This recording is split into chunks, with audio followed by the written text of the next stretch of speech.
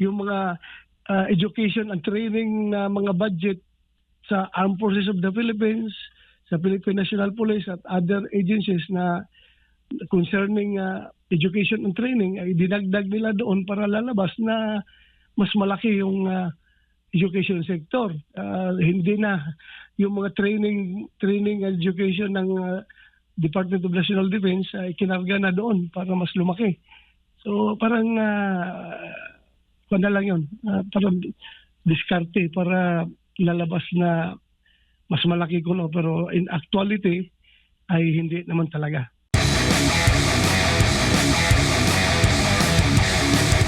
Po, ano po masasabi ninyo na ngayon po ay pirmado na ni Pangulong Bongbong Marcos yung budget po natin this year? Well, kung yan ay pirmado na, yan ay ganap na batas na, sana ang pagbabantayan natin ngayon, ating mga kababayan, yung implementasyon ng budget na yan. Na sana vigilant tayong lahat na hindi mapunta sa bulsa ng mga taong gusto makinabang sa budget na yan. Yung implementasyon na amantayan natin kasi hindi man natin kinayang maiwasto yung gusto nating maiwasto doon sa pagpanday ng batas na nagbigay ng authority ng budget na yan. So dito na tayo ngayon tututok sa implementasyon. So lahat tayo dapat vigilant pagdating sa implementasyon nitong batas na ito na nag-authorize sa paggastos ng pundo ng bayan para sa mga proyekto at mga programa ng gobyerno na i-implementa itong taon na ito, 2025. Yes po, isa nga po sa mga pinuna ng ilan po sa mga individual o grupo yung pag-allocate ng fund dito po sa AKAP. Nasa 26 billion pesos po ito. Dati, during sa hearing po ng Senado, marami, ilan po sa mga senador ay kumontra. Kabilang ho ba kayo doon? At ano pong nangyari at bakit since nabigyan ng budget din, nagkaroon ng partehan, ang Kamara at Senado, ito nga ay naaprubahan ang pondo ng AKAP? Well, in fairness, no? In fairness sa aking mga kasamahan sa Senado, ay nagkaisa kaming lahat na hindi papayagan yung AKAP dahil nga ay ito'y gamit na gamit sa eleksyon. At alam natin, itong eleksyon na ito na darating, gagamitin na naman yan na pambili ng boto yung AKAP na yan. Hindi naman tayo tanga, no? Kaya nga, sabi nga natin na naisahan na tayo last budget yung 2024, dapat itong 2025 hindi na makalusot. So nagtagumpay kami sa Senate level. Yung paglabas ng Senate version, talagang siniro ng ating chairman ng sa bihawak ng budget ng DSWD na si Senator Amy Marcos na isiro natin yung AKAP. So yun, napag-agrihan yan kasi pumasa sa third reading sa Senado, ibig sabihin lahat ng senador ay sumang-ayon na hindi punduhan yung AKAP. But pagdating doon sa BICAM, ibang istorya na naman yon. Kasi nag-usap-usap doon yung chairman ng Finance Committee namin na si Senator Grace po at saka yung chairman ng Appropriations Committee si Saldico doon sa Lower House. So, we presume na may mga imprimatur sila doon sa kanilang mga boss. In the case of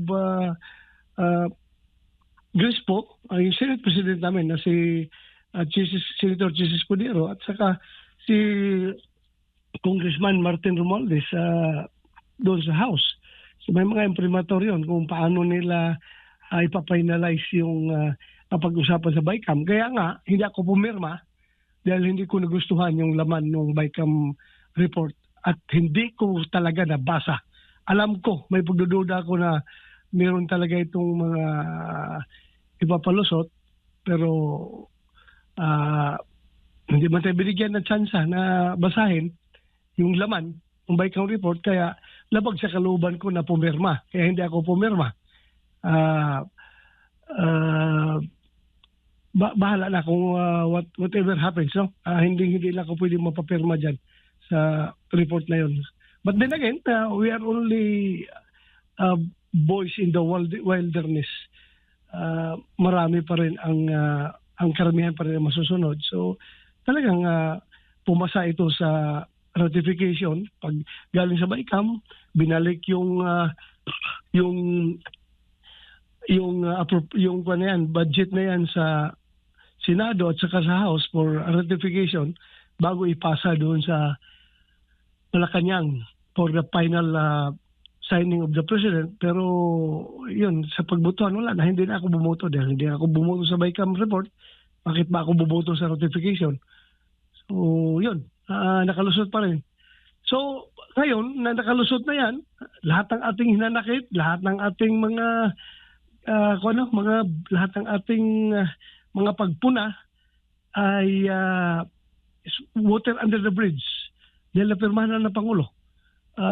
Sa implementasyon tayo ngayon magbantay. Bantayan natin sa implementasyon.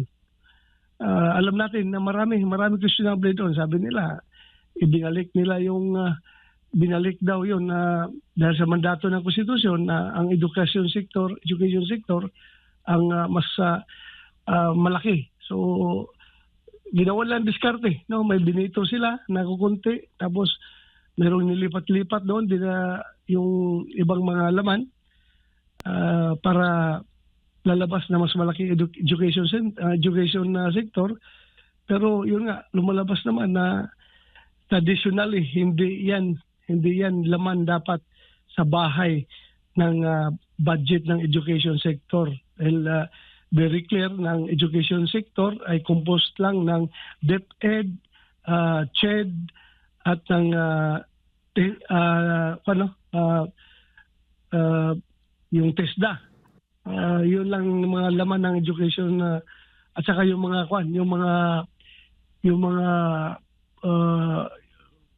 SUCs, state universities and colleges.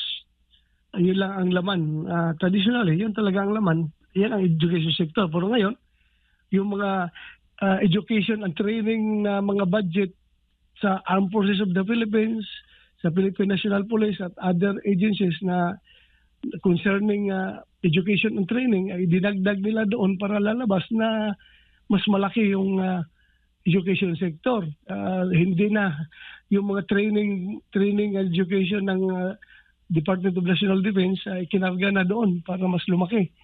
So parang lang yun, parang diskarte para lalabas na mas malaki kuno, pero in actuality ay hindi naman talaga.